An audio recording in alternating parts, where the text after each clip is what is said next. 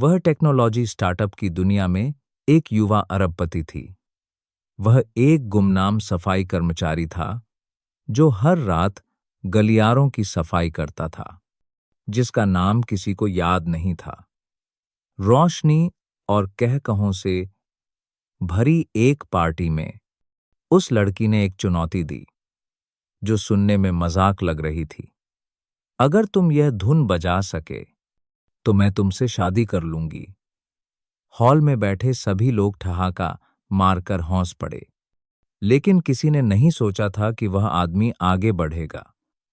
किसी ने नहीं सोचा था कि वह अपने हाथ पियानो की कीज पर रखेगा, और किसी ने यह तो बिल्कुल भी नहीं सोचा था कि आखिरी 4 सुर पूरे हॉल को खामोश कर देंगे और वह लड़की आंसुओं में डूबकर वहीं गिर पड़ेगी। आखिर क्या हुआ था? क्यों एक मजाक ने एक ऐसी धुन को जन्म दिया जिसने लाखों लोगों को रुला दिया? आप इस कहानी से अपनी नजरें नहीं हटा पाएंगे। ग्रैंड इंपीरियल होटल के पार्टी हॉल में क्रिस्टल के झाड़, फानूसों की रोशनी संगमरमर के फर्श पर झिलमिला रही थी। यह एक शानदार जगह थी जहां महंगे गाउन फर्श को छू रहे थे। ऊंची एड्डी के जूतों की आवाज ऊंचे तबके की शक्ति की लय की तरह गूंज रही थी। यह शर्मा टेक सॉल्यूशंस द्वारा प्रायोजित पहाड़ी इलाकों के बच्चों के लिए एक चैरिटी गाला की रात थी।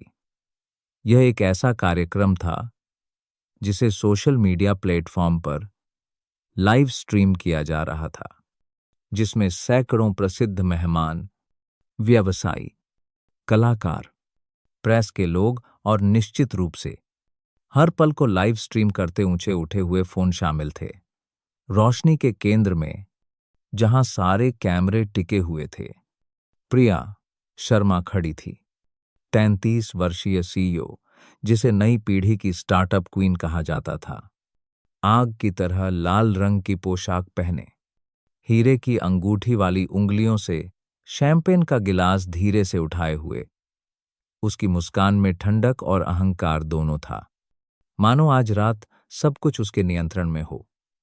बगल में एक चमकदार काला ग्रैंड यामाहा पियानो रखा था, जो एक आश्चर्यजनक अतिथि कलाकार के प्रदर्शन के लिए था, जिसे आयोजकों ने आखिरी पल तक गुप्त रखा था।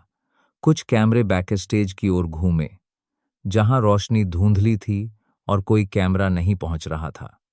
वहां ग्रे रंग की वर्दी पहने एक आदमी बफे टेबल के पास हाल ही में टूटे शराब के गिलास के टुकड़े उठाने के लिए झुका हुआ था।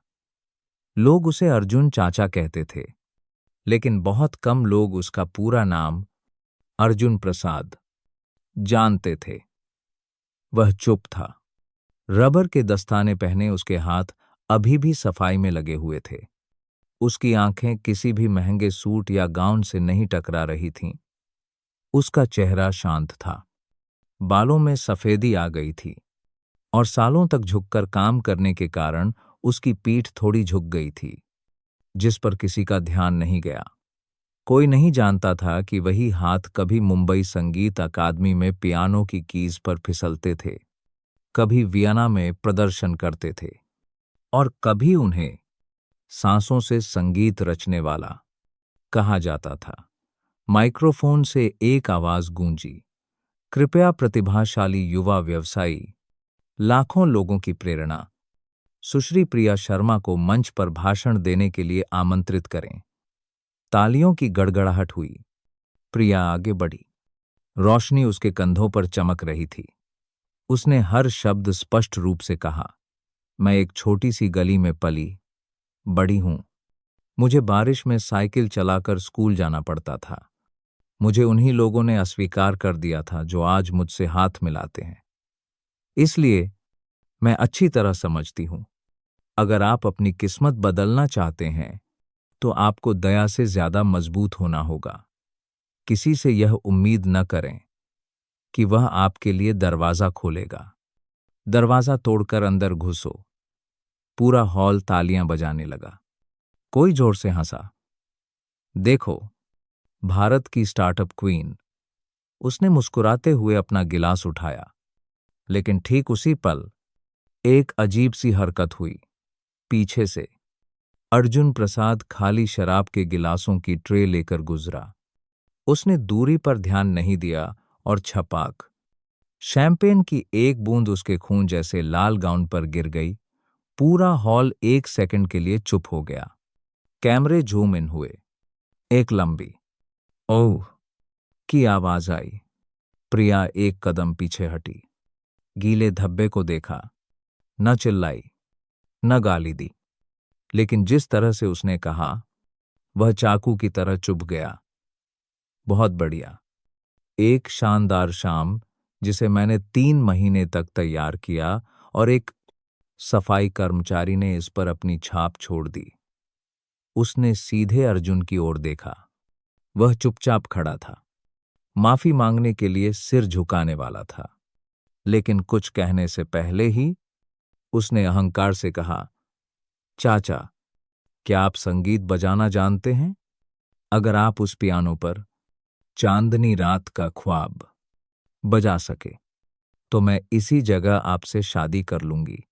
पूरा हॉल हौंस पड़ा, यह सोचकर कि यह मनोरंजन के लिए एक मजाक है। कुछ सीटियां बजीं, कुछ लाइव स्ट्रीमर्स चिल्लाए, हाँ, अभी शादी कर लो। अर्जुन ने उसे देखा, गुस्से से नहीं, बस उसकी आंखें शांत थीं, जैसे किसी पुराने तालाब का पानी। उसने ट्रे पास की मेज पर रख दी, धीरे से अपने दस्ताने उतारे, उन्हें बड़े करीने से मोड़ा और फिर एक स्थिर आवाज में कहा, अगर मैं बजा सका तो क्या आप अपना वादा निभाएंगी? माहौल शांत हो गया। जो लोग अभी अभी जोर से हंस रहे थे, वे सिर उठाकर देखने लगे। उस आवाज में कुछ ऐसा था जो मजाक जैसा नहीं लग रहा था। प्रिया ने अपनी आंखें सिकोड़ लीं। आपका क्या मतलब है? क्या आपको लगा कि मैं मजाक कर रही थी? नहीं, उसने जवाब दिया। मुझे लगा आप सच कह रही थीं। एक पल की खामोशी। कैमरे लगातार चमक रहे थे। सोशल मीडिया पर तूफान आ गया। हॉल में कुछ लोग फुसफुसाने लगे, यह आदमी बहुत बहादुर है। नीचे की सीटों से एक आवाज आई, कोशिश करो। प्रिया जी, अगर वादा निभाने की हिम्मत नहीं है तो सीईओ के शब्दों पर कौन भरोसा करेगा? वह जोर से हंसी। उसकी हंसी चाकू की धार जैसी ठंडी थी। ठीक है, अगर आपको अपनी बेइज्जती करवाने का डर नहीं है तो कृपया मंच पर आएं। वह पियानो आपका इंतजार कर रहा है। अर्जुन के हाथ एक पल के लिए कांपे, लेकिन उसने सिर हिलाया। उसने दर्शकों को प्रणाम नहीं किया। किसी परिचय की आवश्यकता नहीं थी। वह पियानो की ओर एक एक कदम ऐसे बढ़ा जैसे कोई अपनी ही परछाई को पार कर रहा हो। प्रिया ने अपनी टीम की ओर देखा। एक सहायक ने फुसफुसाया, क्या आप सुनिश्चित हैं? यह ऑनलाइन ट्रेंड कर रहा है। वह बस मुस्कुराई। मुझे किसी के सामने अपना चेहरा बचाने की जरूरत नहीं है। एक फर्श साफ करने वाले को 30 सेकंड का समय दो, इससे पहले कि हॉल उसका मजाक उड़ाए। सबने सोचा कि यह एक छोटा सा मनोरंजन होगा, लेकिन वे गलत थे, बहुत गलत। और उस रात पूरा भारत अर्जुन प्रसाद का नाम जानेगा, एक सफाई कर्मचारी के रूप में नहीं, बल्कि उस व्यक्ति के रूप में जिसने एक पूरे वर्ग को बैठकर सुनने पर मजबूर कर दिया था। पार्टी हॉल में अभी भी सांसें थमी हुई थीं। जब से उस सफाई कर्मचारी की वर्दी पहने आदमी ने मंच पर कदम रखा था, कोई नहीं जानता था कि उसका नाम क्या है। वे बस इतना जानते थे कि वह हर दोपहर चुपचाप फर्श साफ करता था। जब भी कोई मेहमान गुजरता तो सिर झुका लेता और रात होने से पहले गायब हो जाता। लेकिन आज जब मंच की रोशनी उस पर पड़ी तो उसने न तो कंधे सिकोड़े और न ही माफी में सिर झुकाया। वह बस सीधे उस चमकदार काले ग्रैंड यामाहा पियानो की ओर ऐसे चला गया जैसे संगमरमर का फर्श उसके लिए एक जाना पहचाना मंच हो। बहुत लंबे समय से प्रिया शैंपेन के गिलास के पास खड़ी थी। उसके होठों पर अब भी आधी अधूरी मुस्कान थी। उसके दिमाग में कई स्टेटस अपडेट पहले ही बन चुके थे। सीईओ को शादी की चुनौती मिली। सफाई कर्मचारी ने अमीर लड़की से शादी करने की हिम्मत की। एक पीआर अभियान के लिए बिल्कुल सही। अगर उस आदमी ने एक भी सुर गलत बजाया तो वह इस पल को एक राष्ट्रीय मजाक में बदल देगी, और अगर किसी चमत्कार से उसने सही बजाया तो और भी अच्छा। एक आधुनिक परिकथा उसके नाम को एक नई ऊंचाई पर ले जाएगी। लेकिन वह नहीं जानती थी, और इस हॉल में कोई नहीं जानता था कि 17 साल पहले यही आदमी राष्ट्रीय कॉन्सर्ट हॉल में एक पियानो के सामने खड़ा था और उसने पूरे फ्रांसीसी निर्णायक मंडल को रुला दिया था। अर्जुन कुर्सी पर बैठ गया। उसने कीज को आजमाया नहीं, जैसा कि कलाकार आमतौर पर करते हैं। इसके बजाय उसने 1 सेकंड के लिए अपनी आंखें बंद कर लीं, जैसे कोई अपने दिल में एक पुराना दरवाजा खोल रहा हो, जिसे उसने बहुत पहले, जिस दिन उसकी पत्नी की मृत्यु हुई थी, बंद कर दिया था। दुनिया शायद उसे भूल गई थी, लेकिन संगीत उसे कभी नहीं भूला था। 6 साल पहले एक छोटे से कमरे में हर रात पियानो की आवाज गूंजती थी। यह तब की बात है जब उसकी पत्नी आरती अभी भी जीवित थी। वह बिस्तर पर बीमार और पीली पड़ी रहती थी, लेकिन सोने से ठीक पहले हमेशा अर्जुन से पियानो बजाने के लिए कहती थी। उसका संगीत उसकी सांसों की तरह था, जो हर दिन कम होती जा रही जिंदगी को थोड़ा और थामे रखता था। उन्होंने गरीब बच्चों के लिए एक संगीत कक्षा खोलने का सपना देखा था। वह गायन सिखाएगी, वह पियानो सिखाएगा। लेकिन फिर अस्पताल के बिल बढ़ते गए, घर की एक एक चीज बिकती गई। अंत में वह यामाहा पियानो भी बिक गया, जिसे अर्जुन ने अपने छात्र जीवन में बचाया था। आरती ने आखिरी बार संगीत सुनते हुए उसका हाथ थामा और फुसफुसाया, जब दर्द खत्म हो जाए तो फिर से बजाना। उसके अंतिम संस्कार के बाद उसने फिर कभी किसी पियानो को नहीं छुआ। उसने ग्रैंड इंपीरियल होटल में रात की पाली में सफाई का काम लिया। ऊंची तनख्वाह के लिए नहीं, बल्कि इसलिए कि वहां कोई उसे पहचानता नहीं था, कोई उससे सवाल नहीं पूछता था, और उसे कुछ कहने की जरूरत नहीं थी। वर्तमान में लौटकर अर्जुन ने अपनी आंखें खोलीं। हॉल में फुसफुसाहट शांत हो गई थी। कुछ फोन ऊपर उठे, उसके असफल होने के क्षण को रिकॉर्ड करने के लिए तैयार। उसने अपने हाथ पियानो पर रखे। कोई दिखावा नहीं, पहले कुछ सेकंड में कोई कुशल हरकत नहीं, बस एक सांस की तरह एक हल्का सुर, फिर दूसरा सुर झील की सतह पर पानी की बूंद की तरह गिरा। चांदनी रात का ख्वाब की धुन, भावनाओं और तकनीक से भरी एक क्लासिक भारतीय रचना बजने लगी। एक प्रदर्शन की तरह नहीं, बल्कि दिल और यादों के बीच एक फुसफुसाहट की तरह। अर्जुन की उंगलियां धीरे धीरे चल रही थीं, बिना किसी हड़बड़ी, बिना किसी डर के। वे एक दूसरे से बात कर रही थीं, पियानो से बात कर रही थीं, उस व्यक्ति से बात कर रही थीं जो अब नहीं था, और उन लोगों से भी जिन्होंने कभी नहीं जाना कि वह कभी जीवित था। संगीत उस जमे हुए कमरे में गर्मी की तरह फैल गया। पास का वेटर रुक गया। बारटेंडर ने गिलास नीचे रख दिया। एक युवा रिपोर्टर ने अनजाने में अपना फोन नीचे रख दिया और ऊपर देखा। अब उन्हें सफाई कर्मचारी की वर्दी में एक आदमी नहीं दिख रहा था। मंच पर अब एक कलाकार था, एक व्यक्ति जो अपनी यादों के टुकड़ों को एक एक करके निकाल रहा था और उन्हें पियानो की कीज पर रख रहा था। बीच की पंक्ति में संस्कृति पर लिखने वाले पत्रकार विक्रम सिंह ध्यान से देख रहे थे। उन्होंने अपने सहयोगी की ओर मुड़कर धीरे से पूछा, क्या यह अर्जुन प्रसाद है? कौन अर्जुन प्रसाद? वह नाम जिसे संगीत अकादमी ने 2007 में वियना भेजा था, जिसने एक अंतर्राष्ट्रीय युवा पुरस्कार जीता था और फिर संगीत की दुनिया से गायब हो गया। बगल वाला व्यक्ति चुप रहा। उसकी आंखें मंच पर टिकी थीं। संगीत अपने चरम पर पहुंच गया। यह एक बहुत ही कठिन हिस्सा था, जहां बायां हाथ 3-4 की लय बनाए रखता था, वहीं दाहिना हाथ डबल नोट्स पर फिसलता था। लगातार कॉर्ड्स बदलता था, लेकिन वह बिल्कुल नहीं कांपा। रोशनी उसके माथे पर पड़ी, पसीने की बूंदें चमक रही थीं। भावनाओं का पसीना, डर का नहीं। कोने में प्रिया ने मुस्कुराना बंद कर दिया था। उसने शराब का गिलास और कसकर पकड़ लिया। उसका दिमाग घूम रहा था।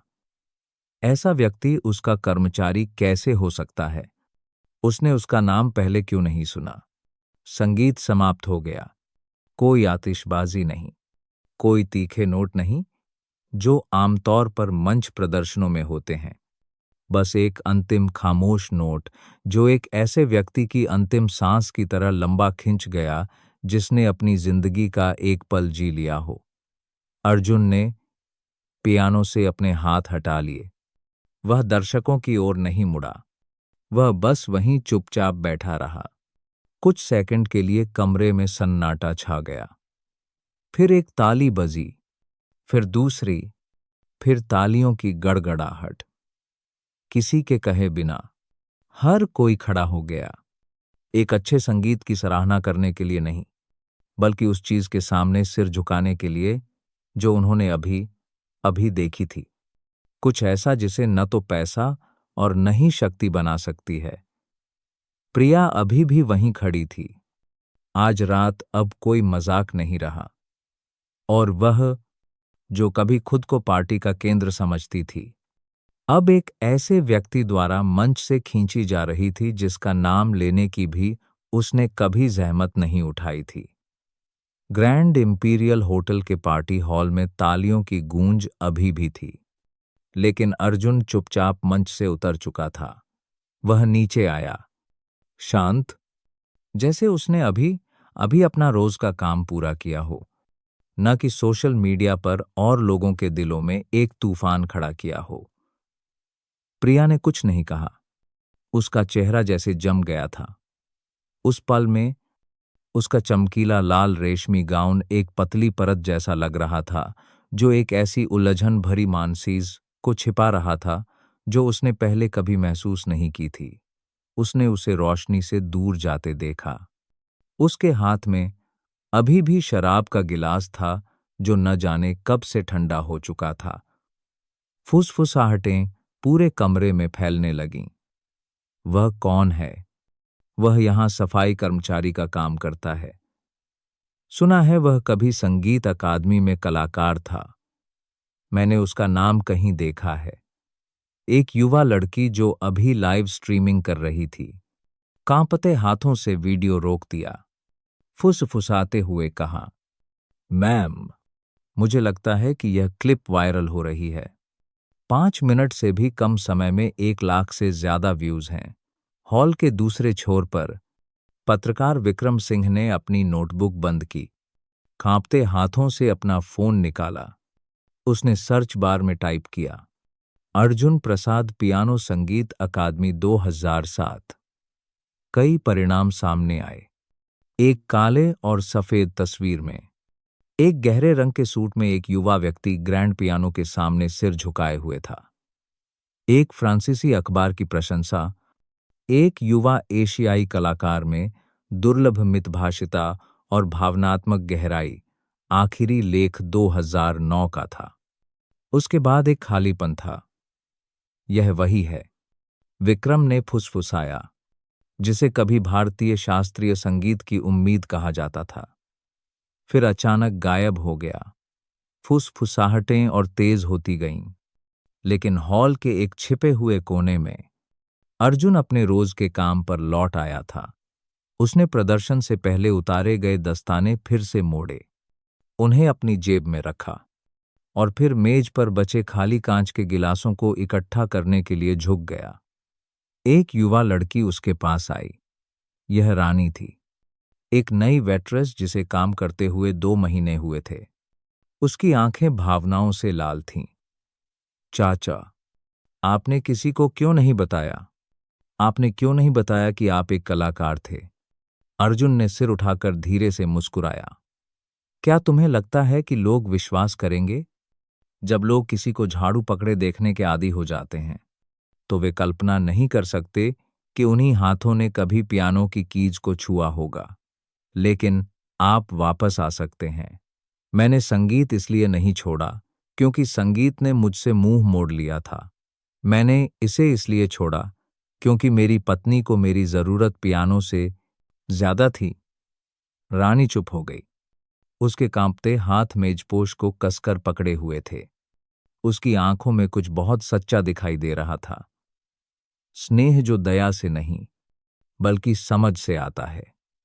कमरे के दूसरी तरफ एक और व्यक्ति भी चुपचाप देख रहा था। वह शांति जी थीं, होटल की एक पुरानी सफाई कर्मचारी। उन्होंने चुपचाप अपनी जेब से एक छोटी सी चीज निकाली। एक पुरानी, फीकी पड़ चुकी तस्वीर। तस्वीर में अर्जुन युवा था। उसके हाथ पियानो पर थे। पीछे उसकी पत्नी आरती खड़ी मुस्कुरा रही थी। एक हाथ उसके पति के कंधे पर था, दूसरा हाथ उसके गर्भवती पेट पर। शांति जी ने कुछ देर तस्वीर को देखा, फिर उसे वापस अपनी जेब में रख लिया और अपने आंसू पोंछने के लिए मुड़ गईं। मंच पर प्रिया भी अपनी जगह से नहीं हिली थी। उसकी सहायक मीरा पास आई और फुसफुसाया, प्रिया मैम, मीडिया में विस्फोट हो गया है। हैशटैग अर्जुन प्रसाद और हैशटैग प्रिया की चुनौती 30 मिनट से भी कम समय में टिकटॉक और फेसबुक पर टॉप ट्रेंड कर रहे हैं। लोग सिर्फ प्रदर्शन ही साझा नहीं कर रहे हैं, बल्कि आपके शब्द भी उद्धृत कर रहे हैं। प्रिया ने भौहें सिकोड़ी। कौन से शब्द? मीरा ने उसे सहानुभूति से देखा।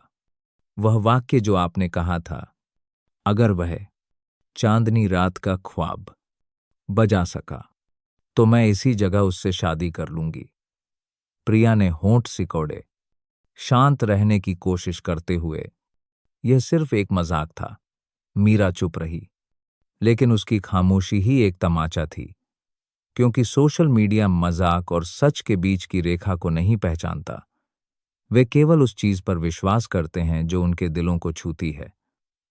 और आज रात जिसने दिलों को छुआ, वह शक्तिशाली सीईओ नहीं थी, बल्कि झाड़ू पकड़ने वाला एक आदमी था जिसने अपने संगीत से पूरे समाज को सम्मान और गरिमा का अर्थ याद दिलाया था। प्रिया का फोन लगातार बज रहा था। उसके वरिष्ठ सलाहकार, रणनीतिक निवेशक मिस्टर गुप्ता का नाम सबसे पहले दिख रहा था।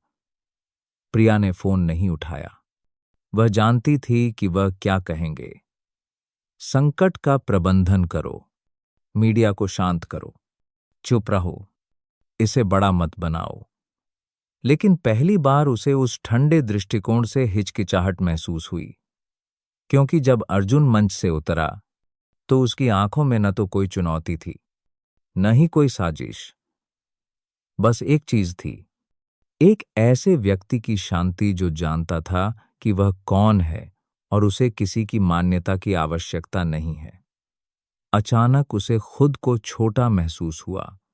रोशनी के बीच, शैंपेन और डिजाइनर कपड़ों के बीच उसे खालीपन महसूस हुआ। मीरा ने अपनी आवाज धीमी की, क्या आप कुछ कहने वाली हैं? प्रेस प्रतिक्रिया का इंतजार कर रहा है। अगर आप चुप रहीं तो जनता आपके खिलाफ हो सकती है। प्रिया ने जवाब नहीं दिया। उसने बस एक बार कमरे के चारों ओर देखा। वे आंखें जो कभी आज्ञाकारी थीं, जो कभी प्रशंसनीय थीं, अब बदल गई थीं। यह अब शक्ति को देखने वाले निम्न वर्ग का दृष्टिकोण नहीं था, बल्कि एक जागरूक व्यक्ति का दृष्टिकोण था। पियानो की आवाज अभी भी कहीं गूंज रही थी, स्पीकरों में नहीं, बल्कि हर किसी के दिल में। और प्रिया के दिल में जीवन में पहली बार एक सवाल गूंजा, अगर मैंने जनता के सामने वह बात कह दी है, तो क्या मुझमें किसी तरह से अपना वादा निभाने की हिम्मत है? मंच छोड़ने से पहले उसने पियानो की ओर एक नजर डाली। कुर्सी अभी भी गर्म थी और जो परछाई अभी अभी रोशनी से दूर गई थी। वह व्यक्ति था जिसने रात में सबसे लंबी चमक छोड़ी थी। अगली सुबह मुंबई एक ही विषय के साथ जागा जो सभी प्लेटफार्मों पर फैला हुआ था। पियानो बजाने वाला जीनियस सफाई कर्मचारी। क्या सीईओ शादी का वादा निभाएगी? सोशल मीडिया साइटें लाखों शेयरों से लाल थीं। टिकटॉक पर अर्जुन के चांदनी रात का ख्वाब बजाने वाले वीडियो ने केवल 10 घंटों में 15 मिलियन से अधिक व्यूज पार कर लिए थे, जिसमें हजारों मार्मिक टिप्पणियां थीं। चमकदार रोशनी और मनमोहक संगीत के नीचे लोग उसकी पहनी हुई ग्रे रंग की वर्दी को भूल गए थे। उन्होंने केवल एक कलाकार, एक आत्मा, एक ऐसे व्यक्ति को देखा जिसने दुनिया को चुप कराकर सुनने पर मजबूर कर दिया। और ऑनलाइन समाचार पत्रों में प्रिया शर्मा का नाम भी तूफान के केंद्र में था। लेकिन इस बार उसकी स्टार्टअप क्वीन की उपाधि के साथ बड़े सवालिया निशान थे। क्या वह अपना वादा निभाएगी या यह सब सिर्फ उसके नाम को बढ़ावा देने के लिए एक नाटक था? आज सुबह शर्मा टेक सॉल्यूशंस के मुख्यालय की इमारत सामान्य की तरह व्यस्त नहीं थी। पूरा संचार विभाग तनाव में था। हर कोई आंकड़ों के चार्ट, ब्रांड प्रभाव ग्राफ और सोशल मीडिया पर सीईओ के उल्लेखों की संख्या पर नजर गड़ाए हुए था। किसी ने मुंह खोलने की हिम्मत नहीं की। प्रिया के कार्यालय में पर्दे खींचे हुए थे। वह अकेली बैठी थी। एक लगभग जागकर बिताई रात के बाद उसकी आंखें थोड़ी सूजी हुई थीं। लैपटॉप स्क्रीन पर कई सुर्खियां थीं। सफाई कर्मचारी से शादी के मजाक से लेकर भारत को हिला देने वाली प्रेम गाथा तक। एक सार्वजनिक वादा। क्या सत्ता के पास वादा निभाने की हिम्मत है? लोगों के दिलों को जगाने वाला आदमी। अर्जुन प्रसाद कौन है? सहायक मीरा एक फाइल लेकर दरवाजा खटखटाकर अंदर आई। मैम, अंतर्राष्ट्रीय मीडिया भी रिपोर्ट करना शुरू कर रहा है। एक कोरियाई television station mister Arjun Prasad का साक्षात्कार करना चाहता है। सीएनएन ने अभी एक निमंत्रण पत्र भेजा है। प्रिया चुप रही। उसकी आंखें अभी भी प्रदर्शन के रिप्ले पर टिकी थीं। वहां अर्जुन के चेहरे पर कोई दिखावा नहीं था, कोई अहंकार नहीं था। बस एक आदमी था जो उस चीज पर लौट आया था जिसे वह सबसे ज्यादा प्यार करता था। आप क्या करने की योजना बना रही हैं? मीरा ने धीरे से पूछा। प्रिया मुड़ी, धीरे धीरे जवाब दिया। अगर मैं चुप रही तो वे मुझे कायर कहेंगे। अगर मैंने इनकार किया तो वे मुझे झूठा कहेंगे। लेकिन अगर मैंने अपना वादा निभाया तो वे कहेंगे कि आप पागल हैं। मीरा ने बात पूरी की। वे दोनों धीरे से हंसे, लेकिन हंसी जल्दी ही खत्म हो गई। और हम उसके बारे में क्या जानते हैं?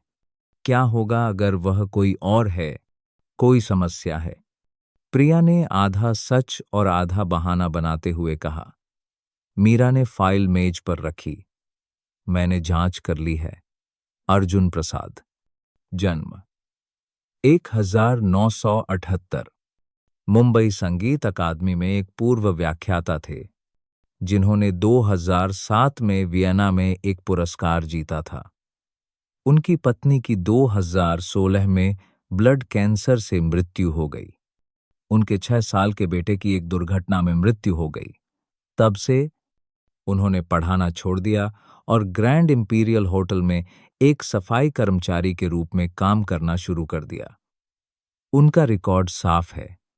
कोई कर्ज नहीं, कोई आपराधिक रिकॉर्ड नहीं, कोई सोशल मीडिया अकाउंट नहीं। प्रिया अवाक बैठी रही।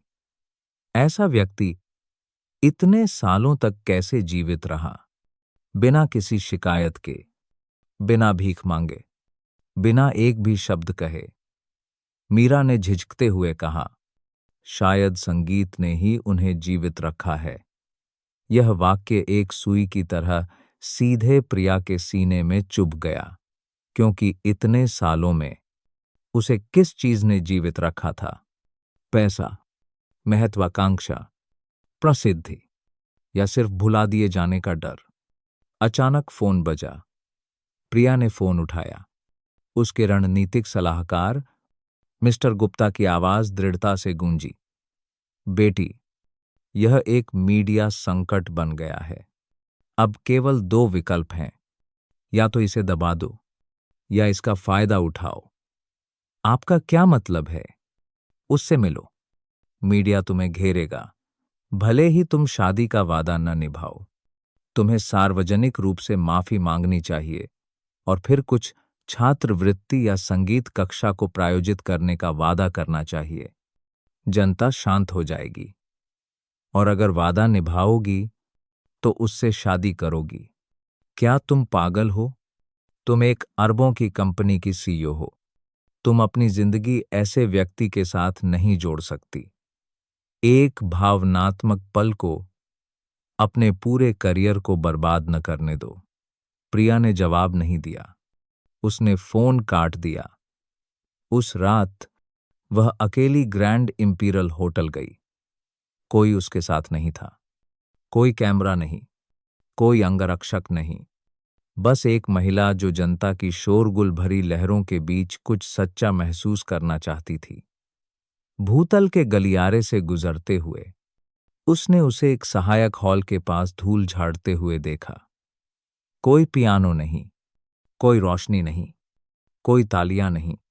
बस एक बूढ़ा आदमी जो अभी भी वही पुरानी ग्रे शर्ट पहने हुए था, अभी भी झुका हुआ था, चुपचाप अपने काम में पूरी तरह से लगा हुआ था। वह उससे कुछ मीटर की दूरी पर खड़ी हो गई। अर्जुन चाचा। उसने सिर उठाया, न आश्चर्यचकित, न शर्मिंदा, जैसे उसे पता था कि वह आएगी। धन्यवाद चाचा, उस रात के लिए, उसने धीरे से कहा। धन्यवाद देने के लिए कुछ भी नहीं है। मैंने बस वही बजाया जो मैंने कभी अपनी पत्नी से वादा किया था। आपने कभी किसी को क्यों नहीं बताया? होटल में कोई नहीं जानता था कि आप एक कलाकार थे। अर्जुन मुस्कुराया। क्योंकि किसी ने कभी पूछा नहीं। वैसे भी लोग आमतौर पर वही सुनना चाहते हैं जो उन्हें दूसरों से बेहतर महसूस कराए। मैंने लाखों लोगों के सामने शादी के बारे में वह बात कही, लेकिन सच तो यह है कि मुझे नहीं पता कि आगे क्या करना है। अर्जुन ने धीरे से सिर हिलाया, न तो तिरस्कार दिखाया, न ही सांत्वना दी। तुम पर मेरा कोई कर्ज नहीं है। अगर वादा निभाना तुम्हें चोट पहुंचाता है, तो मैं चाहता हूं कि तुम इसे जाने दो। लेकिन अगर उस बात ने तुम्हें अपने बारे में चौंका दिया है, तो इसे रखो। मेरे लिए नहीं, बल्कि अपने लिए। प्रिया चुप रही। मुझे नहीं लगता था कि आप जैसा कोई व्यक्ति अभी भी इतना कोमल हो सकता है। तुम गलत हो। मैं कोमल नहीं हूं। मैंने बस जीवन का विरोध न करना सीख लिया है, ताकि जीवन खुद वह सब कुछ कह सके जो वह कहना चाहता है। और मैं चुपचाप वह करता हूं जो मैंने चुना है। उसने और कुछ नहीं कहा। कुछ देर चुपचाप खड़ी रही, फिर धीरे से सिर हिलाया। मैं आपको शर्मा टेक सॉल्यूशंस के मुख्यालय में आमंत्रित करूंगी। शादी के लिए नहीं, बल्कि सहयोग के लिए। आप पहले व्यक्ति होंगे जिसे मैं सामुदायिक कला शिक्षा परियोजना का एक हिस्सा सौंपना चाहूंगी। यदि आप सहमत हैं। उसने सिर हिलाया। अगर इससे तुम्हें अपना वादा निभाने में मदद मिलती है, तो मैं सहमत हूं। जब वह मुड़ी और चली गई, तो एक बहुत ही अजीब एहसास उसके सीने में भर गया। हल्का लेकिन गहरा, जैसे जीवन में पहली बार उसने किसी से किया वादा निभाया हो। प्रसिद्धि के लिए नहीं, बल्कि खुद के प्रति सच्चा होने के लिए। यह एक ऐसी रात थी जिसमें कोई संगीत नहीं था, लेकिन यह वह रात थी जब प्रिया ने अपने दिल की आवाज सबसे स्पष्ट रूप से सुनी थी। प्रिया और अर्जुन की निजी मुलाकात की खबर जल्द ही बाहर लीक हो गई। प्रेस से नहीं, बल्कि एक होटल कर्मचारी से जिसने गलती से दोनों को सहायक हॉल में बात करते देखा और एक अस्पष्ट स्टेटस पोस्ट कर दिया। प्रसिद्ध सीईओ और चाचा सफाई कर्मचारी रात में अकेले मिले। कोई सुरक्षा नहीं, कोई मीडिया नहीं। तुरंत खोजी पत्रकार काम पर लग गए। होटल के गेट से लेकर शर्मा टेक सॉल्यूशंस के मुख्यालय तक दर्जनों सवाल, अटकलें और काल्पनिक परिदृश्य मशरूम की तरह उगाए। कुछ ने कहा कि प्रिया चुपचाप एक उल्टी सिंड्रेला और राजकुमार की शादी की तैयारी कर रही है। दूसरों ने दावा किया कि यह सब एक पीआर स्टंट था। लेकिन 20वीं मंजिल पर, जहां प्रिया का निजी कार्यालय था, वह कर रही थी जिसके बारे में उसने कभी नहीं सोचा था कि वह करेगी। अर्जुन को सामुदायिक संगीत शिक्षा परियोजना में शामिल होने के लिए एक व्यक्तिगत ईमेल लिखना, किसी सहायक के माध्यम से नहीं, किसी को सीसी किए बिना।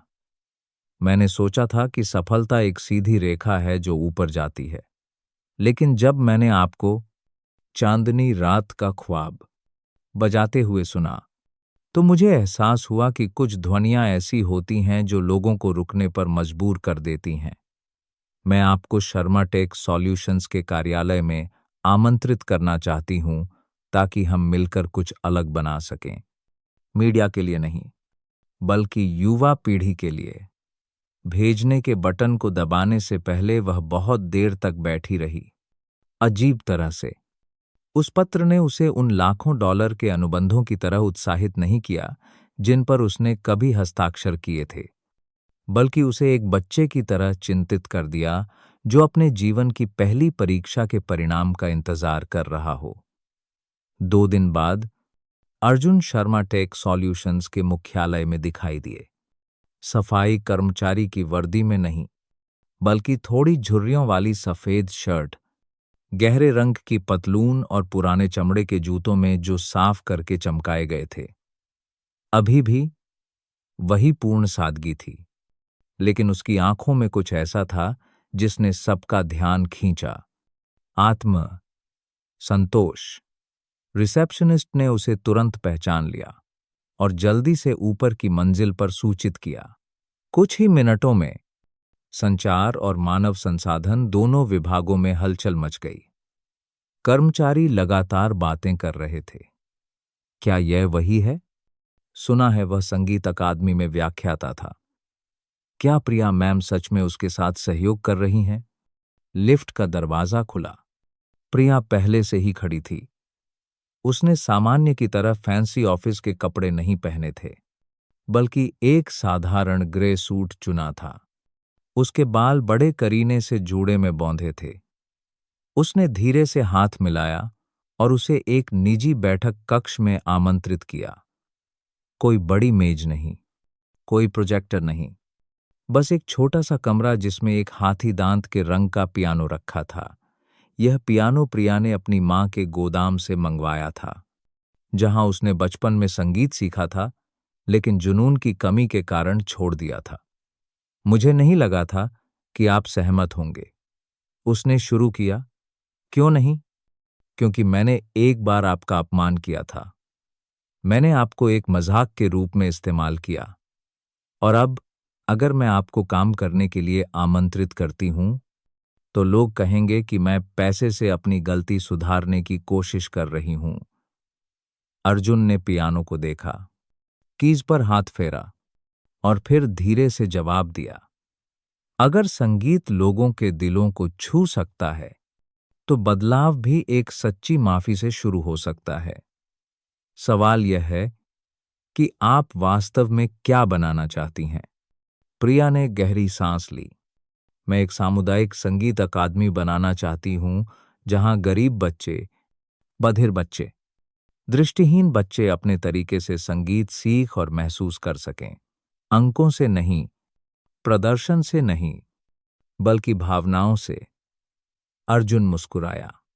भावनाएं मनुष्यों की आम भाषा हैं, चाहे वे सुन सकें या नहीं। मैं आपको इस परियोजना का अकादमिक निदेशक बनाना चाहती हूं।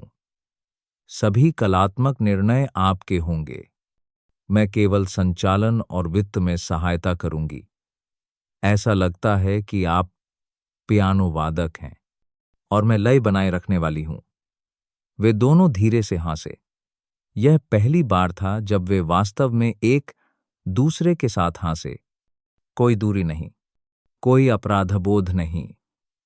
सामुदायिक संगीत अकादमी परियोजना, द कनेक्ट प्रोजेक्ट की खबर एक सप्ताह बाद आधिकारिक तौर पर घोषित की गई।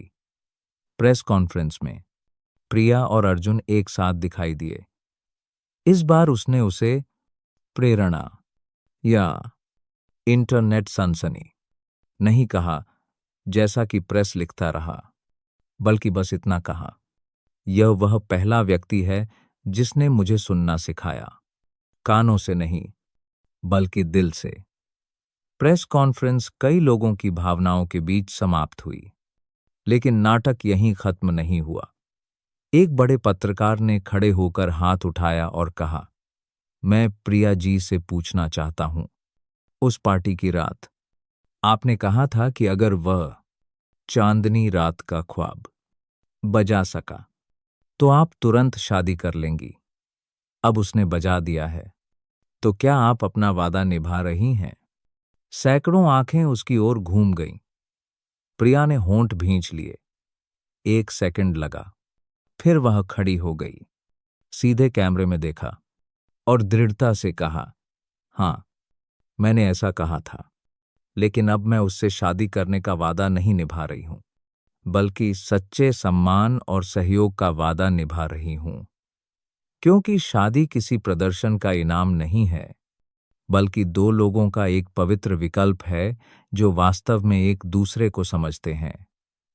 मुझे अभी तक नहीं पता कि यह हमारी यात्रा है या नहीं, लेकिन कम से कम मैंने अपनी अंतरात्मा के प्रति सबसे सही तरीके से अपना वादा निभाया है। तालियों की गड़गड़ाहट मीडिया से नहीं, बल्कि उन माता पिता से आई जिनके बच्चे परियोजना की पहली संगीत कक्षा में प्रवेश पाने का इंतजार कर रहे थे। और पीछे की पंक्ति से अर्जुन ने धीरे से सिर हिलाया। वह समझ गया कि उसकी मृत पत्नी से किया गया पुराना वादा अब एक बंद जीवन से नहीं, बल्कि हर पियानो की हर बच्चे और एक ऐसी महिला के माध्यम से विश्वास बोने से निभाया जा रहा था, जिसने शुरू से ही ईमानदारी से जीना सीखने की हिम्मत की थी। शर्मा टेक सॉल्यूशंस की इमारत मीडिया के भूकंप के बाद फिर से व्यस्त होने लगी थी, लेकिन अंदर बंद कांच के दरवाजों और गोपनीय बैठकों के बीच एक नई भावना चुपचाप फैल रही थी। प्रेस कॉन्फ्रेंस के बाद से लोग अब प्रिया को एक ठंडी सीईओ के रूप में नहीं देखते थे, जिसकी आंखें तेज थीं।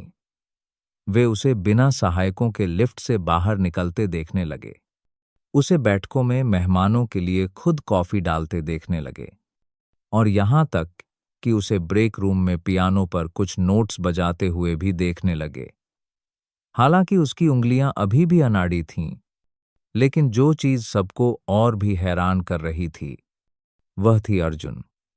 सामुदायिक संगीत अकादमी का अकादमिक निदेशक बनने के 2 सप्ताह बाद ही वह हर दिन कार्यालय आने लगा था, एक प्रमुख के रूप में नहीं, बल्कि एक माली की तरह।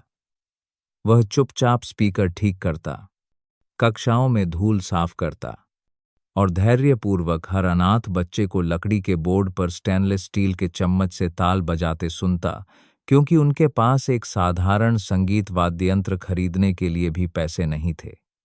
तीसरी मंजिल पर छोटे से कमरे में, जहां उसने प्रिया द्वारा उपहार में दिया गया पुराना यामाहा इलेक्ट्रिक पियानो रखा था, एक विशेष कक्षा चल रही थी। उसके सामने 3 बच्चे थे। फूट्स 12 साल का, जो जन्म से अंधा था। हन 10 साल की, जो मुंबई स्टेशन के बाहर रहती थी। और डुई, एक ऑटिस्टिक लड़का जिसने कभी पूरा वाक्य नहीं बोला था। अर्जुन बीच में बैठा और धीरे से डुई का हाथ पियानो की कीज पर रखा। तुम्हें बोलने की जरूरत नहीं है, बस अपने दिल की सुनो कि वह कौन सा नोट छूना चाहता है। डुई ने तुरंत प्रतिक्रिया नहीं दी, लेकिन कुछ मिनटों के बाद उसने धीरे से सी, फिर ई, फिर जी को छुआ। ध्वनि कमजोर थी, लेकिन अजीब तरह से सामंजस्यपूर्ण थी। अर्जुन ने उसे देखा। उसकी आंखें चमक उठीं और वह मुस्कुराया जैसे उसने किसी भी पुरस्कार से अधिक कीमती चीज पा ली हो। जीवन संगीत के माध्यम से बाहर निकलने का रास्ता खोज रहा था। थोड़ी देर बाद कमरे का दरवाजा धीरे से खुला। प्रिया वहां खड़ी थी। किसी को पता नहीं था कि वह लंबे समय से गलियारे में थी। चुपचाप आधे बंद दरवाजे से पूरी कक्षा सुन रही थी। मुझे नहीं लगा था कि बस कुछ पियानो कीज से ये बच्चे इस तरह प्रतिक्रिया देंगे। कक्षा समाप्त होने पर उसने कहा। अर्जुन ने पियानो पर अपना हाथ ऐसे रखा जैसे वह कोई जीवित प्राणी हो। यह पियानो नहीं है। यह इसलिए है क्योंकि पहली बार कोई उन्हें बिना सुधारे सुन रहा है। प्रिया ने कमरे के चारों ओर देखा। कोई फैंसी लाइट नहीं, कोई रिकॉर्डिंग माइक्रोफोन नहीं, कोई शानदार पृष्ठभूमि नहीं, बस एक पियानो, कुछ बच्चे और एक धैर्यवान आदमी। मैंने सोचा था कि एक अकादमी बनाना इन बच्चों को बचाने के लिए है, लेकिन मैं गलत थी। पता चला कि ये बच्चे मुझ में कुछ बचा रहे हैं। अर्जुन ने उसे देखा, धीरे धीरे कहा, तुमने सोचा कि तुमने यह जगह बनाई है, लेकिन वास्तव में तुम अभी अभी इन बच्चों की दुनिया में आई हो। यहां तुम्हें सीईओ होने की जरूरत नहीं है, बस एक ऐसा व्यक्ति होना है जो सुनना जानता है। खामोशी छा गई। प्रिया पियानो के पास बैठ गई। मैं शुरू से सीखना चाहती हूं, कुछ भी हो, बस मुझसे। चांदनी रात का ख्वाब, बजाने के लिए मत कहना। उसने आधा मजाक आधा सच में कहा। अर्जुन होंस पड़ा। क्या तुम जानती हो कि मेरी पत्नी को उस धुन से सबसे ज्यादा नफरत थी? प्रिया की आंखें बड़ी हो गईं। सच में? हाँ, वह कहती थी कि यह बहुत दुखद है, लेकिन मुझे यह पसंद था, क्योंकि हर बार जब मैं वह धुन बजाता था तो वह नाराज होने का नाटक करती और बाहर चली जाती, लेकिन वह हमेशा वापस आती, मेरे पीछे खड़ी होकर अंत तक सुनती। उसकी आवाज भर्रा गई। बाद में जब वह अस्पताल में थी तो मैं एक इलेक्ट्रिक पियानो कमरे में ले गया। मैंने उसके लिए आखिरी बार चांदनी रात का ख्वाब बजाया। उसके पास अब नाराज होने की ताकत नहीं थी। उसने बस मेरा हाथ पकड़ लिया। प्रिया ने कुछ नहीं कहा, बस धीरे से अपना हाथ कीबोर्ड पर रख दिया। एक नोट गूंजा, इतना शांत कि दिल में कुछ अनकहा छू गया। उसी समय गलियारे से प्रिया की करीबी सहायक मीरा इंतजार कर रही थी। उसके हाथ में लेखा विभाग से नए दस्तावेजों का एक ढेर था। संगीत केंद्र के रखरखाव की लागत 32% बढ़ गई थी।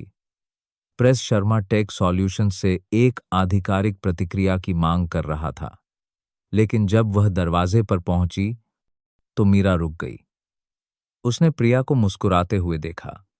यह मुस्कान किसी साथी से मुकाबला करने या किसी बातचीत को जीतने वाली नहीं थी, बल्कि एक ऐसी लड़की की मुस्कान थी जिसने पहली बार, भले ही कुछ मिनटों के लिए, सच में जीने की हिम्मत की हो। मीरा अंदर नहीं गई, वह चुपचाप लौट गई। उस शाम एक युवा स्टार्टअप फोरम पर एक गुमनाम पोस्ट दिखाई दी। मैं एक बार एक महिला सीईओ थी जो सोचती थी कि सब कुछ रणनीति से नियंत्रित किया जा सकता है, जब तक कि पेरिस में प्रदर्शन कर चुके हाथों से फर्श साफ करने वाले एक व्यक्ति ने मुझे यह नहीं सिखाया कि पूरी तरह से जीने के लिए कभी कभी आपको पूरी दुनिया और खुद को फिर से सुनना सीखना होगा। पोस्ट पर हस्ताक्षर नहीं थे, लेकिन लोगों ने अनुमान लगाना शुरू कर दिया और किसी ने इस पर बहस नहीं की। स्टार्टअप क्वीन के दिल में कुछ बदल गया था, और शायद उस आदमी के दिल में भी जिसने कभी भीड़ के सामने फिर से पियानो न बजाने की कसम खाई थी। जब तक कि एक युवा लड़की ने उसका अपमान नहीं किया और फिर एक छात्र बनने के लिए वापस नहीं आई। एक आधा खुला दरवाजा, एक बढ़ा हुआ हाथ और उपचार के पहले नोट्स गूंज उठे। मुंबई में शरद ऋतु आ गई थी। सूरज की तपिश कम हो गई थी, लेकिन अभी भी इतनी तेज थी कि ऊपर देखने पर लोगों को अपनी आंखें सिकोड़नी पड़ती थीं। उस धूप के नीचे शर्मा टेक सॉल्यूशंस की इमारत एक बदलते हुए हीरे की तरह चांदी की चमक बिखेर रही थी। लेकिन जो चीज वास्तव में बदल रही थी, वह तीसरी मंजिल के छोटे से कमरे में थी, जहां सामुदायिक संगीत अकादमी ने आधिकारिक तौर पर 80 से अधिक छात्रों के साथ काम करना शुरू कर दिया था। उद्घाटन सप्ताह के दूसरे सोमवार की सुबह अर्जुन सामान्य से जल्दी आ गया। उसके हाथ में एक पुराना लकड़ी का बक्सा था, जो भूरे रंग के कपड़े में लिपटा हुआ था। अच्छी स्थिति में था, लेकिन स्पष्ट रूप से कई सालों से इस्तेमाल किया गया था। प्रिया अपने कार्यालय में बैठी थी जब उसे एक संदेश मिला, मैं तुम्हें एक उपहार देना चाहता हूं। वह तीसरी मंजिल पर उतरी। उसके ऊंची एड्डी के जूते टाइल वाले फर्श पर धीरे से फिसल रहे थे। कक्षा में प्रवेश करते ही उसने देखा कि अर्जुन ने लकड़ी का बक्सा मेज पर रख दिया है। उसने ढक्कन खोला। अंदर हाथ से लिखे संगीत के पन्ने थे, जो पीले पड़ चुके थे। यह क्या है? चाचा, यह वह सारा संगीत है जो मैंने अपनी पत्नी के लिए लिखा था। कुछ धुनें मैंने कभी सार्वजनिक रूप से नहीं बजाईं, कुछ का मैंने अभी तक नाम भी नहीं रखा है। प्रिया चुप हो गई। उसने अपनी उंगलियां स्याही के निशानों, टेढ़े मेढ़े लेकिन जीवंत नोट्स पर फेरी। मैं यह स्वीकार नहीं कर सकती। यह तुम्हारे रखने के लिए नहीं है। यह तुम्हारे लिए है कि तुम एक धुन चुनो और उसे पहले बैच के उद्घाटन संगीत समारोह में बजाओ। प्रिया की आंखें बड़ी हो गईं। मैंने अभी कुछ हफ्ते पहले ही फिर से सीखना शुरू किया है। मैं अभी तक एक भी धुन पूरी नहीं बजा सकती। इसीलिए अगर तुम किसी के सामने खड़े होने की हिम्मत करने से पहले पूरी तरह से बजाने का इंतजार करोगी, तो तुम कभी शुरू नहीं कर पाओगी। जैसे किसी से प्यार करना, कोई भी प्यार करने की हिम्मत करने से पहले अपने आप को पूर्ण होने का इंतजार नहीं करता। उस वाक्य ने उसे कुर्सी पर बैठने पर मजबूर कर दिया। क्या आपको कभी पिछले कुछ सालों से गुमनामी में जीने का पछतावा हुआ? अर्जुन मुस्कुराया। हाँ, लेकिन मुझे इस बात का ज्यादा पछतावा है कि मैंने कभी सोचा था कि मैं अब प्यार के लायक नहीं हूं, सिर्फ इसलिए कि मैंने सब कुछ खो दिया था। प्रिया ने कुछ नहीं कहा। उसने बस धीरे से सिर हिलाया और सावधानी से एक संगीत पत्रक चुना। यह एक बहुत ही हल्के बैंगनी स्याही में लिखे शीर्षक के साथ था, तुम्हारे बिना दिन। दोपहर में वह अपने कार्यालय लौटी। उसकी मेज पर एक मोटा लिफाफा बड़े करीने से रखा हुआ था। प्रेषक थे रोहन कपूर, कपूर होल्डिंग्स के चेयरमैन, शर्मा टेक सॉल्यूशंस के एक बड़े साझेदार, और वही व्यक्ति जिसने 3 साल पहले उसे प्रपोज किया था। पत्र में कला और शिक्षा को एकीकृत करने वाले शहरी क्षेत्रों की एक श्रृंखला विकसित करने के लिए 350 करोड़ रुपए के रणनीतिक सहयोग का प्रस्ताव था। लेकिन इससे भी अधिक उल्लेखनीय पत्र के अंत में हाथ से लिखी इबारत थी, मैंने अपना वादा निभाया है। अगर तुम चाहो तो हम अपनी जिंदगी की धुन को वहीं से लिखना जारी रख सकते हैं जहां वह अधूरी रह गई थी। प्रिया रुक गई। एक पल के लिए उसे लगा कि उसके बदलने के सभी प्रयास ढह सकते हैं अगर वह एक बड़े समूह के अध्यक्ष की पत्नी बनने के सुरक्षित, पूर्व नियोजित रास्ते पर लौटने का विकल्प चुनती है। एक आलीशान विला में रहना, एक साथ कार्यक्रमों में जाना, अज्ञात क्षेत्रों में जाने की कोई आवश्यकता नहीं। उस शाम वह अपनी मां के अपार्टमेंट में गई। एक शांत गली में एक छोटा सा अपार्टमेंट, जहां वह पियानो की आवाज, डांट और उन सपनों के साथ पली बढ़ी थी जिनका उसने कभी नाम नहीं लिया था। क्या तुम्हें यह पियानो याद है? उसकी मां ने पूछा, लकड़ी की सतह पर धीरे से धूल पोंछते हुए। मुझे पियानो सीखना बहुत नापसंद था। हर बार जब मैं बैठती थी तो मैं गुस्सा हो जाती थी। मुझे नफरत नहीं थी, मुझे डर लगता था। प्रिया ने धीरे धीरे कहा, तुलना किए जाने का डर, अच्छा न होने का डर, मां को निराश करने का डर। बूढ़ी मां उसके बगल में बैठ गई। प्रिया, मुझे कभी भी तुमसे सर्वश्रेष्ठ होने की उम्मीद नहीं थी। मैं बस चाहती थी कि तुम सच में जियो। लेकिन मैं यह भी समझती हूं कि कभी कभी यह समाज तुम्हें मजबूत बनने के लिए मजबूर करता है। मुझे बस डर था कि तुम खुद होने का एहसास भूल जाओगी। प्रिया ने अपना सिर अपनी मां के कंधे पर टिका दिया। कई सालों बाद मैं फिर से सीखने की कोशिश कर रही हूं। उसकी मां ने अपनी बेटी का हाथ थामा। अच्छा है, क्योंकि एक इंसान बनना सीखना हमेशा एक बॉस बनना सीखने से ज्यादा मुश्किल होता है। अगले दिन प्रिया ने कपूर होल्डिंग्स के सहयोग प्रस्ताव को एक लंबे ईमेल से नहीं, बल्कि एक सीधी मुलाकात से अस्वीकार कर दिया। उसने एक साधारण सफेद पोशाक पहनी थी, उसके बाल बड़े करीने से बंधे थे, और रोहन कपूर के आश्चर्यचकित नजर के बीच कपूर मुख्यालय के कार्यालय में प्रवेश किया। मैं धन्यवाद देने आई हूं। किस प्लेस? प्रवेश किया, बातचीत करने नहीं। वह कुछ देर चुप रहा, फिर फीकी हंसी हंसा। तुम सच में बदल गई हो।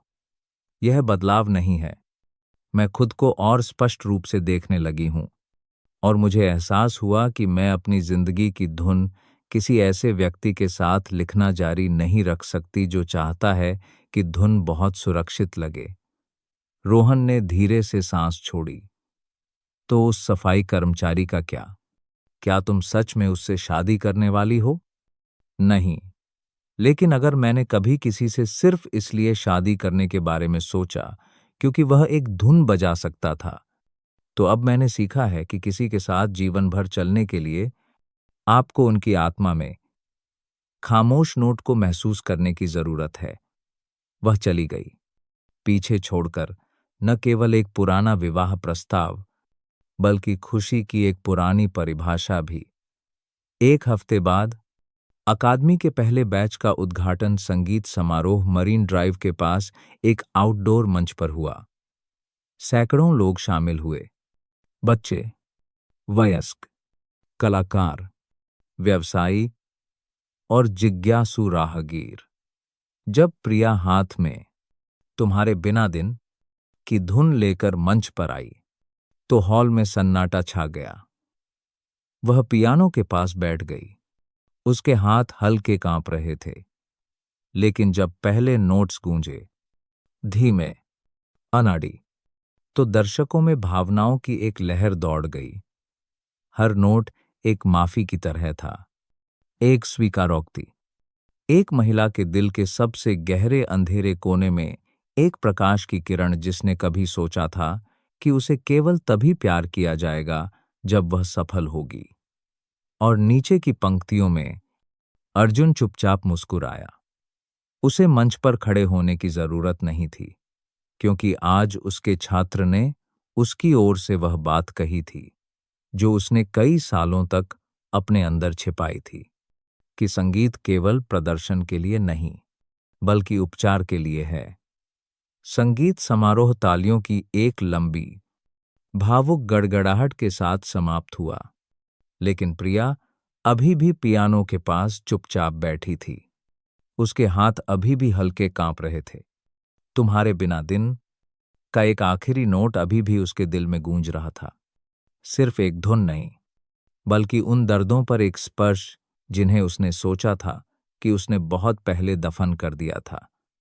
अर्जुन मंच के पीछे चुपचाप खड़ा था, न आगे बढ़ा, न कुछ कहा। वह जानता था कि वह पल अब केवल उसका नहीं था, बल्कि एक ऐसी महिला का था जिसने उस जगह से ठीक होने की शुरुआत करने के लिए अपनी सारी कमजोरियों को सार्वजनिक करने की हिम्मत की थी, जिसने उसे कभी डराया था। कार्यक्रम समाप्त होने पर लोग बधाई देने के लिए उमड़ पड़े। बच्चे उसे गले लगाने के लिए दौड़ पड़े। माता पिता भावुक होकर रो पड़े। एक बूढ़े सफेद बालों वाले आदमी ने प्रिया को एक मोटा लिफाफा दिया और अपनी कर्कश आवाज में कहा, किसी ने मुझे यह तुम्हें देने के लिए कहा। ठीक आज, ठीक उसी समय जब तुम वह धुन बजा रही थी। प्रिया ने आश्चर्य से उसे लिया। यह कौन था? अंकल। उसने सिर हिलाया, बस इतना कहा कि वह उसके पिता का एक पुराना सहकर्मी था। उस नाम ने प्रिया को अवाक कर दिया। वह बैकस्टेज अकेली बैठ गई और लिफाफा फाड़ दिया। अंदर 1995 से 1997 तक लिखे गए पुराने हाथ से लिखे पत्रों का एक ढेर था। लिखावट थोड़ी धुंधली थी, लेकिन अभी भी इतनी स्पष्ट थी कि उस व्यक्ति की लिखावट को पहचाना जा सके जिसे वह कभी पिता कहती थी। प्रिया अपने पिता के बारे में ज्यादा नहीं जानती थी। बस इतना याद था कि 9 साल की उम्र में वह अपनी मां के साथ एक रात झगड़े के बाद घर छोड़कर चले गए थे। उसकी मां ने फिर कभी उनका जिक्र नहीं किया। लोगों ने कहा कि वह विदेश काम करने गए और फिर संपर्क टूट गया। कोई निश्चित नहीं था कि वह जीवित भी थे। लेकिन अब उसकी आंखों के सामने के पत्र एक अलग कहानी कह रहे थे। प्रिया, मैं तुम्हें हर हफ्ते पत्र लिखता हूं, लेकिन तुम्हारी मां उन्हें भेजने नहीं देती। मैं उसे दोष नहीं देता। वह बस तुम्हें एक असफल पति से बचा रही है। लेकिन मैं नहीं चाहता कि तुम यह सोचकर बड़ी हो कि मैंने तुम्हें छोड़ दिया। प्रिया ने हर शब्द को ऐसे पढ़ा जैसे उसका सीना जल रहा हो। यहां तक कि उसके लिए लिखे गए संगीत के टुकड़े भी थे। प्रिया की लोरी, मेरी बेटी। यहां तक कि एक संगीत नाटक के लिए स्केच भी जिसे उसने कभी पूरा नहीं किया। एक हिस्सा लाल स्याही में हाथ से लिखा गया था, स्पष्ट रूप से भावनाओं के आवेग में। अगर किसी दिन तुम एक कलाकार बनो, प्रसिद्ध होने की जरूरत नहीं है। बस अगर तुम किसी एक नोट को ऐसे महसूस कर सको जैसे तुमने खुद जिया है, तो मुझे पता चल जाएगा कि मैंने व्यर्थ जीवन नहीं जिया। प्रिया के हाथ कांप गए। उसने अपना चेहरा कागजों में छिपा लिया। आंसू अब और नहीं रुक सके। अर्जुन अंदर आया, उसे रोते हुए देखा और उसके बगल में बैठ गया। प्रिया, उसने ऊपर नहीं देखा। मैंने उन्हें दोषी ठहराया। अपने पूरे बचपन में मैंने हमेशा सोचा कि मैं काफी अच्छी नहीं थी, इसलिए वह चले गए। अब मुझे नहीं पता कि इस भावना का सामना कैसे करूं। अर्जुन कुछ देर चुप रहा। मैं अपने माता पिता से 10 साल तक नाराज रहा। जब तक मां की मृत्यु नहीं हो गई, तब तक मुझे एहसास नहीं हुआ कि क्षमा दूसरे व्यक्ति के लिए एक उपहार नहीं है, बल्कि खुद को मुक्त करने की एक कुंजी है। प्रिया ने उसे देखा। मुझे यकीन नहीं है कि मैं तुरंत माफ करने के लिए काफी मजबूत हूं। तो जल्दी माफ मत करो। पढ़ते रहो, लिखते रहो, बजाते रहो। हर धुन जिसे तुम छुओगी, वह तुम्हें उन्हें बेहतर समझने में मदद करेगी। क्षमा एक मंजिल नहीं है, यह एक यात्रा है। अगले हफ्ते प्रिया मीडिया से पूरी तरह गायब हो गई। उसने सोशल मीडिया बंद कर दिया।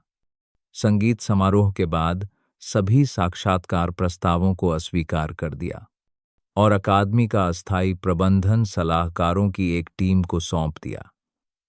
उसने बस एक छोटा सा संदेश छोड़ा, मुझे एक पुरानी धुन को फिर से सुनने के लिए धीरे धीरे जीने के लिए समय चाहिए। कोई नहीं जानता था कि वह कहाँ गई, जब तक कि अर्जुन को एक पार्सल नहीं मिला। अंदर एक तस्वीर थी। प्रिया लोनावाला में एक छोटे से लकड़ी के घर के सामने खड़ी थी। छत काई से ढकी हुई थी। उसके हाथ में एक इलेक्ट्रिक पियानो था। तस्वीर के नीचे एक नोट लिखा था, वह घर जो पिता ने रचना करते समय किराए पर लिया था। मैं यहां 1 महीने रहूंगी। उनके छोड़े हुए हर संगीत के टुकड़े को फिर से बजाऊंगी।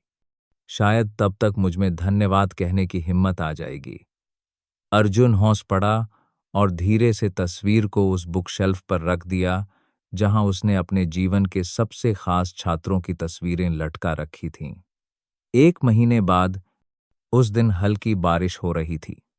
अकादमी की तीसरी मंजिल पर फिर से संगीत की आवाज गूंजी, लेकिन अर्जुन से नहीं, बल्कि खुले दरवाजे से।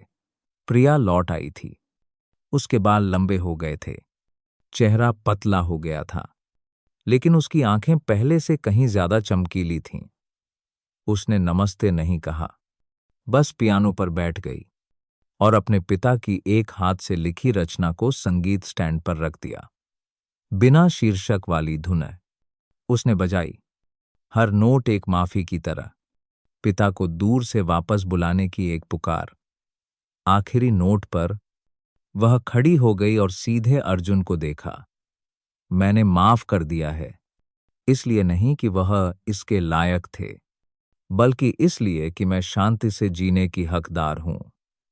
अर्जुन ने सिर हिलाया, कुछ नहीं कहा, बस धीरे से उसके कंधे पर थपथ पाया। उस दिन प्रेस फिर से चर्चा में था। लोग अब यह नहीं पूछ रहे थे कि क्या वह उस सफाई कर्मचारी से शादी करेगी, बल्कि यह पूछने लगे कि उस अकादमी में कैसे प्रवेश पाया जाए, क्योंकि लोगों ने यह समझना शुरू कर दिया था कि वह जगह सिर्फ संगीत नहीं सिखाती, बल्कि यह सिखाती है कि कैसे एक इंसान खुद से, दूसरों से और अतीत से भी फिर से प्यार करना सीखे। बस एक लिफाफे से भेजे गए कीबोर्ड से, जिसे सही समय पर भेजा गया था। रात में लोनावाला हमेशा धुंध और लकड़ी के घरों की छतों से गुजरती हवा की आवाज का एक धुंधला एहसास लाता है। ढलान के अंत में छोटे से घर में पीली रोशनी घने देवदार के पेड़ों के पीछे से धीरे धीरे दिखाई दे रही थी। प्रिया अकेली बैठी थी। उसके हाथ पियानो की कीज पर थे। उसकी आंखें धीरे से बंद थीं। उसे मुंबई छोड़े हुए लगभग 1 महीना हो गया था। इस बार लोनावाला की यात्रा केवल उस घर को फिर से खोजने के लिए नहीं थी, जिसे उसके पिता ने अपने जीवन काल में किराए पर लिया था, बल्कि अपनी खुद की अधूरी जिंदगी के हिस्से को लिखना जारी रखने के लिए भी थी। उसने अपने पिता के छोड़े हुए सभी पत्र पढ़ लिए थे। उसने उनके लिखे लगभग सभी संगीत के टुकड़े फिर से बजा लिए थे, और आज रात केवल एक ही धुन बची थी, एक बिना शीर्षक वाली धुन, बिना किसी अंतिम नोट के। केवल पृष्ठ के अंत में टेढ़े मेढ़े अक्षरों में लिखा था, क्या तुम इसे मेरे लिए पूरा करोगी बेटी। उसने गहरी सांस ली।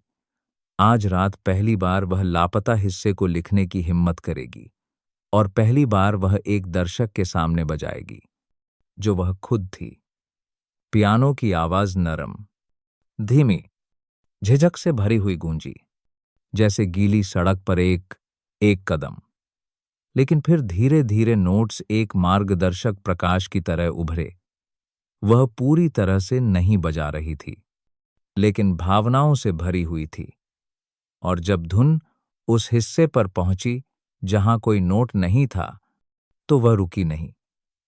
उसने पियानो की कीज पर अपना हाथ रखा, अपनी आंखें बंद कर लीं और अपने दिल को रास्ता दिखाने दिया।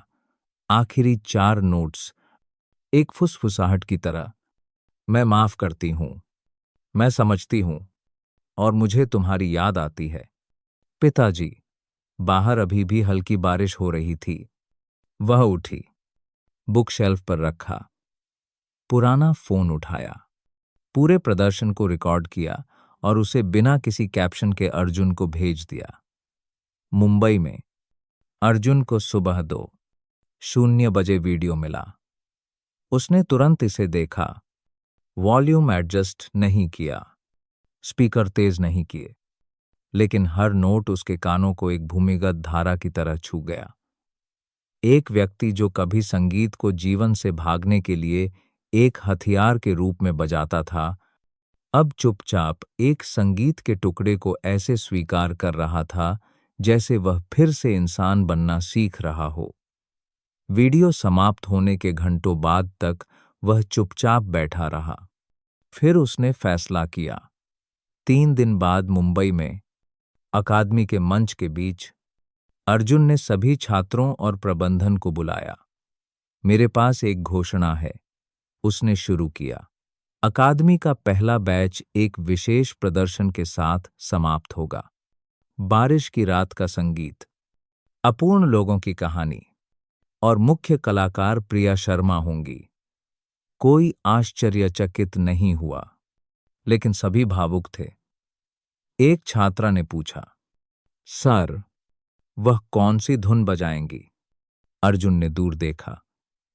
वह आखिरी धुन बजाएगी, वह धुन जो उसने अपने पिता के साथ समय के माध्यम से, आंसुओं के माध्यम से और खामोशी के माध्यम से लिखी है। संगीत समारोह के दिन मुंबई में भारी बारिश हुई। आउटडोर सभागार को एक इंडोर हॉल में स्थानांतरित करना पड़ा, लेकिन लोग अभी भी जगह भरने के लिए उमड़ पड़े, यहां तक कि गलियारों में भी बैठ गए। मीडिया को अनुमति नहीं थी, कोई दिखावा नहीं, कोई प्रचार नहीं, बस संगीत प्रेमी और साहस प्रेमी।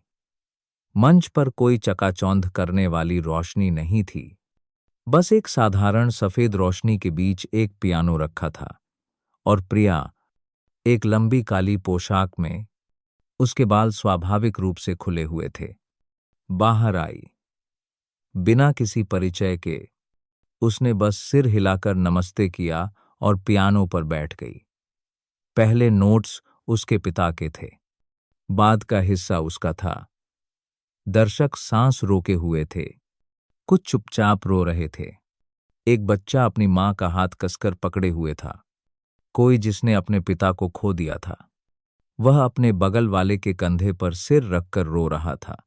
जब आखिरी 4 नोट्स आए, वही 4 नोट्स जो उसने लोनावाला की रात में बजाए थे, उसने दर्शकों की ओर देखा। क्या तुम इसे मेरे लिए पूरा करोगी, बेटी? उसने हर नोट को ऐसे दबाया जैसे वह एक फटी हुई आत्मा में हर दरार को सिल रही हो। और फिर खामोशी। किसी ने ताली बजाने की हिम्मत नहीं की। लेकिन फिर हॉल के कोने से अर्जुन खड़ा हुआ। उसने धीरे धीरे, स्पष्ट रूप से पहली ताली बजाई। तालियों की आवाज धीरे धीरे फैली। एक व्यक्ति, फिर 10 लोग, फिर पूरा हॉल। लेकिन प्रिया के दिल में जो गूंज रहा था, वह तालियां नहीं थीं, बल्कि एक गर्म, दूर की लेकिन परिचित आवाज थी। पिताजी अभी भी यहां हैं, तुम्हारे अंदर। हर बार जब तुम पियानो बजाती हो, तो वह आंसू नहीं छिपाती, नहीं दिखावा करती। और फिर उसने पहली बार धन्यवाद में सिर झुकाया, एक सीईओ या एक सेलिब्रिटी के रूप में नहीं, बल्कि एक बेटी, एक कलाकार, एक सच्चे इंसान के रूप में। कार्यक्रम समाप्त होने पर प्रिया मंच से नीचे उतरी। अर्जुन इंतजार कर रहा था। तुमने इसे पूरा कर लिया, उसने कहा। नहीं, मैंने अभी शुरू किया है, उसने जवाब दिया। अर्जुन मुस्कुराया, उसे एक छोटा लकड़ी का बक्सा दिया। यह क्या है? तुम्हारे पिता की आखिरी निशानी। पुराने सहकर्मी ने कल और भेजी। उन्हें अभिलेखागार में एक कैसेट टेप मिला जिसमें उनकी पियानो बजाने की रिकॉर्डिंग थी, जो कभी सार्वजनिक रूप से प्रदर्शित नहीं हुई थी। प्रिया ने उसे कांपते हुए लिया। पिताजी ने रिकॉर्ड किया था। क्या तुम सुनना चाहती हो? उसने हां में सिर हिलाया। उस रात छोटे से अकादमी के कमरे में उन्होंने टेप बजाया। पियानो की आवाज अनाड़ी थी, कभी कभी ताल से बाहर, लेकिन भावनाओं से भरपूर। उसने उस ध्वनि में अपनी आंखें बंद कर लीं। उसने अपना बचपन सुना। उसने उन रातों को सुना जब वह अपने पिता को याद करके चुपचाप रोती थी। और उसने क्षमा भी सुनी। अंत में अर्जुन ने अपना हाथ उसके कंधे पर रखा। तुमने वह कर दिखाया है जो हर कलाकार करने की हिम्मत नहीं करता। क्या? एक अधूरी धुन बजाने की हिम्मत की। उसे तुम्हें दर्द की गहराई तक ले जाने दिया और फिर एक स्वस्थ दिल के साथ वापस लौटी। प्रिया ने उसे देखा। जैसे तुमने इतने समय तक किया है ना? उसने जवाब नहीं दिया, बस मुस्कुराया। क्योंकि वह जानता था कि आखिरी धुन को शब्दों की जरूरत नहीं थी, बस एक सुनने वाले की जरूरत थी। सर्दियों की सुबह मुंबई में ठंड थी। सामुदायिक संगीत अकादमी की छत पर पहली सूरज की किरणें कागज के फूलों के गमलों पर पड़ रही थीं। पुरानी सफेद दीवार पर लटक रही थीं। प्रिया वहां खड़ी थी, हाथ में गर्म कॉफी का एक कप। उसकी आंखें दूर की ओर देख रही थीं, जहां शहर अभी अभी जागा था।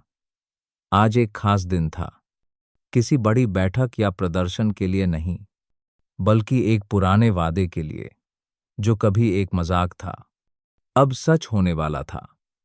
अर्जुन अभ्यास कक्ष में बैठा था। उस पुराने ग्रैंड पियानो पर आखिरी कीज को ठीक कर रहा था, जिसे उसने और छात्रों ने मिलकर एक कैफे से लाने के लिए चंदा इकट्ठा किया था। उस पियानो का इतिहास 40 साल से अधिक का था। यह अकादमी की यात्रा का प्रतीक था। सादा, कभी भुला दिया गया, लेकिन अब सम्मानित। उस शाम अकादमी ने भाग्य की धुन नामक एक छोटी संगीत संध्या का आयोजन किया, पहले बैच के समापन के रूप में। और यह प्रिया के लिए एक श्रद्धांजलि भी थी, जिसने इस जगह को अतीत की राख से अपने दिल और आंसुओं से पुनर्जीवित किया था। हॉल खचाखच भरा हुआ था। कोई रिपोर्टर नहीं, कोई मीडिया नहीं, केवल छात्र, माता, पिता, रिश्तेदार और कुछ विशेष मेहमान। उनमें रोहन कपूर भी थे, वह व्यक्ति जो कभी प्यार और प्रसिद्धि के बीच खड़ा था, और आज वह किसी को वापस पाने के लिए नहीं, बल्कि गवाह बनने के लिए आया था। इंतजार की फुसफुसाहट के बीच प्रिया मंच पर आई, एक साधारण सफेद पोशाक पहने हुए। उसके बाल स्वाभाविक रूप से खुले हुए थे। उसने माइक्रोफोन पकड़ा, दर्शकों को देखकर मुस्कुराई। आज हमारे पास कोई प्रसिद्ध कलाकार नहीं है, कोई मंच प्रकाश नहीं है, केवल संगीत है। और एक छोटा सा वादा जो मैंने लगभग आधा साल पहले किया था, अगर तुम यह धुन बजा सके तो मैं तुमसे शादी कर लूंगी। पूरा हॉल हौंस पड़ा। धीरे से तालियां बजाईं। माहौल एक पारिवारिक मिलन की तरह गर्म था। प्रिया मंच के नीचे पहली कुर्सी पर बैठ गई। अर्जुन पर्दे के पीछे से बाहर आया। अब सफाई कर्मचारी की वर्दी नहीं पहने हुए था। आज उसने एक सुरुचिपूर्ण काला सूट पहना था, लेकिन अभी भी वही पुराने कपड़े के जूते पहने हुए थे। उसके हाथ हल्के कांप रहे थे, लेकिन उसकी आंखें दृढ़ता से भरी थीं। सभी को नमस्कार।